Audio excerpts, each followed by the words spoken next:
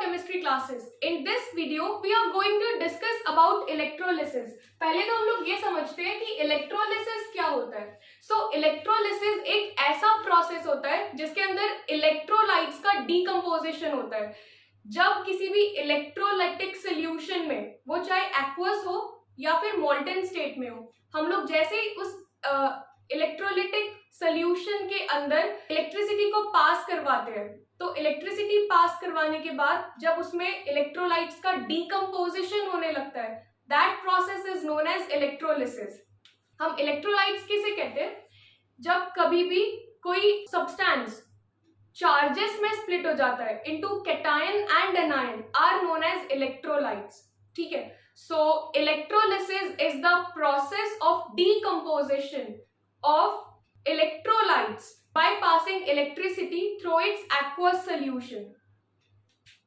The process of decomposition of electrolytes by passing electricity through its aqueous solution,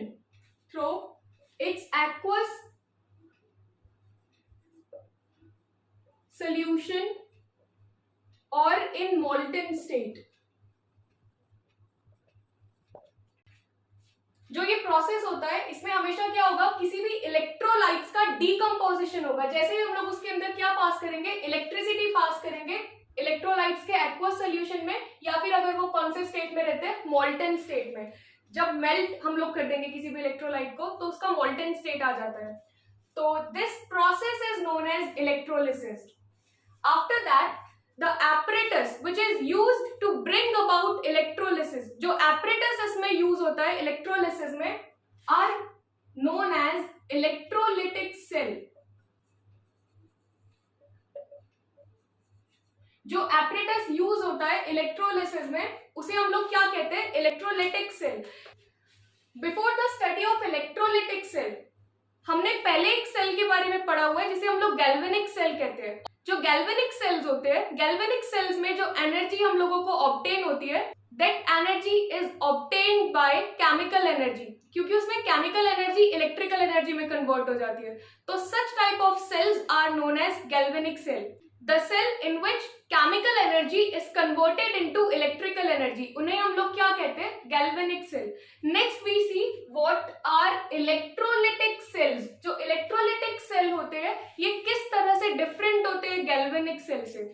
So we define electrolytic cell as, by electrolytic cell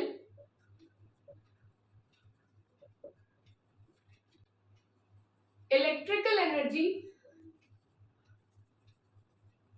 is converted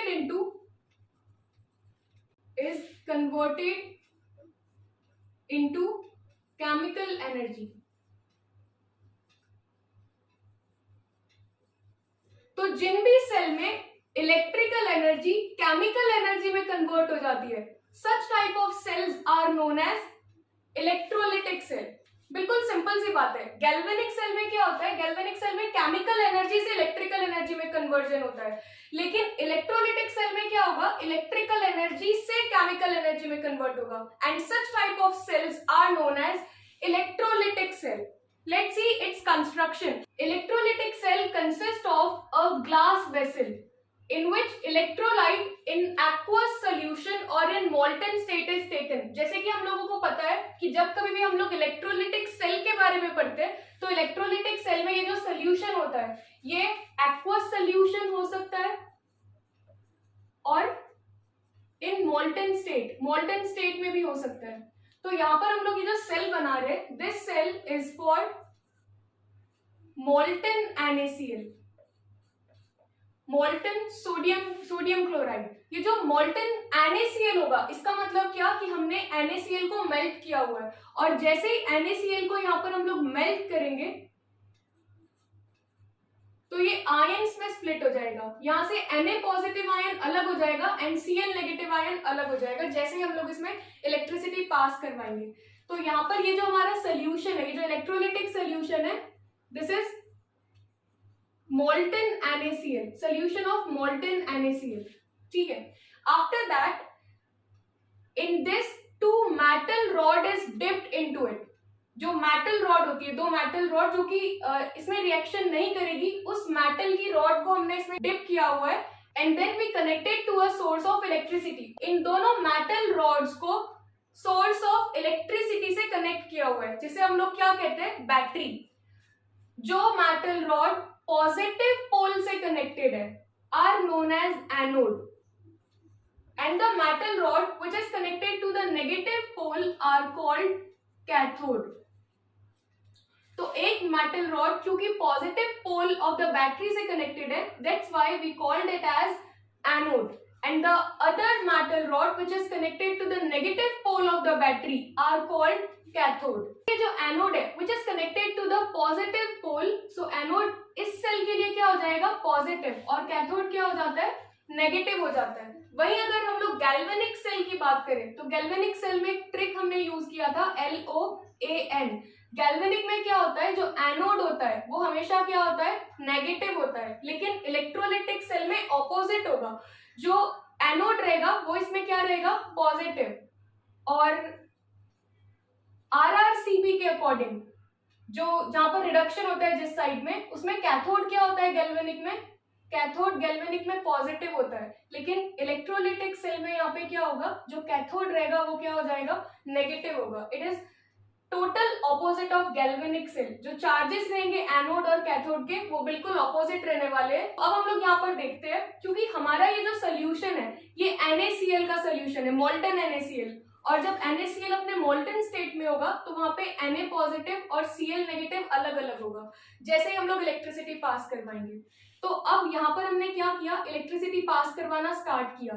Na positive ion will move towards cathode. जो Na positive होगा, क्योंकि ये positive है तो ये cathode negative की ओर towards move करेगा. तो जो हमारा कैथोड का इलेक्ट्रोड होगा, it is surrounded by Na positive ions. After that जो Cl नेगेटिव आयन होगा, this Cl negative ion will move towards anode, क्योंकि Cl का नेचर क्या होता है, नेगेटिव, एंड एनोड यहाँ पर क्या होगा पॉजिटिव होगा. तो Cl negative ion will move towards anode.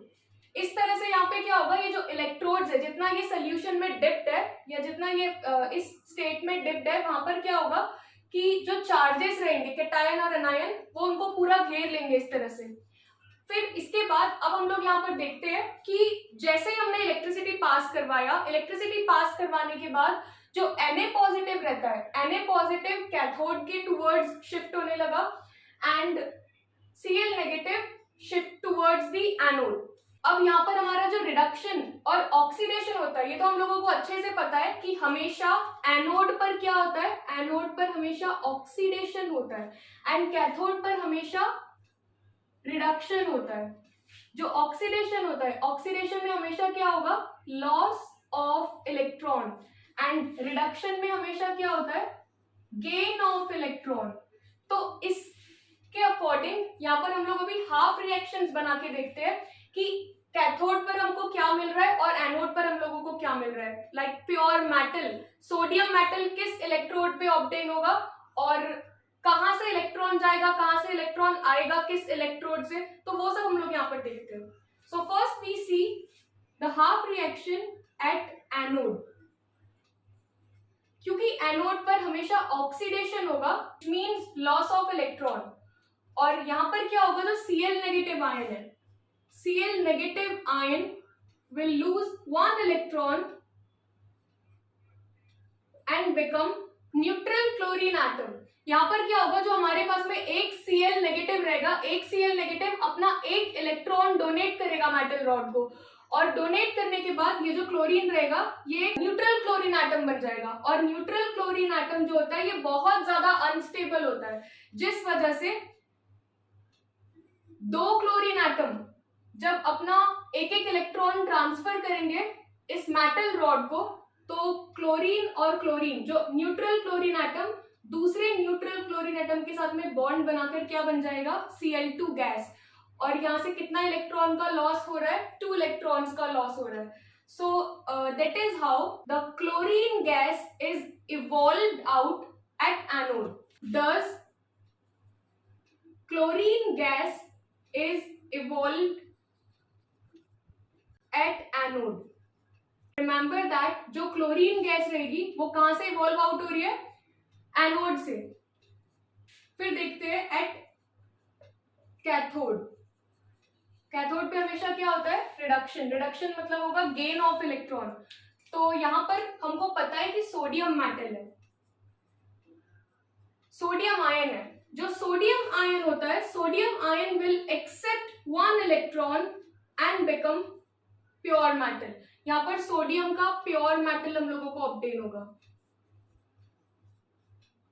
जो सोडियम आयन रहेगा, sodium ion will except one electron and then becomes sodium metal. Thus sodium metal is liberated at cathode. इस तरह से हम लोगों को क्वेश्चन आ सकता है कि sodium metal, pure sodium metal हमको किस साइड पर मिल रहा है. तो ये हमको कहां पे मिलेगा? कैथोड पर. And at anode chlorine gases evolve. Chlorine gas रहती है वो एनोड से इवॉल्व आउट हो जाएगी और कैथोड पर हम लोगों को क्या मिलेगा? प्योर मेटल डिपॉजिट होता हुआ मिलेगा. ये जो इलेक्ट्रोलिसिस का प्रोसेस होता है, इलेक्ट्रोलिसिस के प्रोसेस से वी ऑब्टेन प्योर मेटल. हमें इलेक्ट्रोलिसिस के प्रोसेस से, जैसे कि हमको यहाँ पर प्योर सोडियम मिला है, इस तरह से हमको और भी मेटल्स मिलते हैं. तो this process is used for the extraction of metal. Electrolysis का प्रोसेस एक्सट्रैक्शन ऑफ मेटल के लिए भी यूज किया जाता है.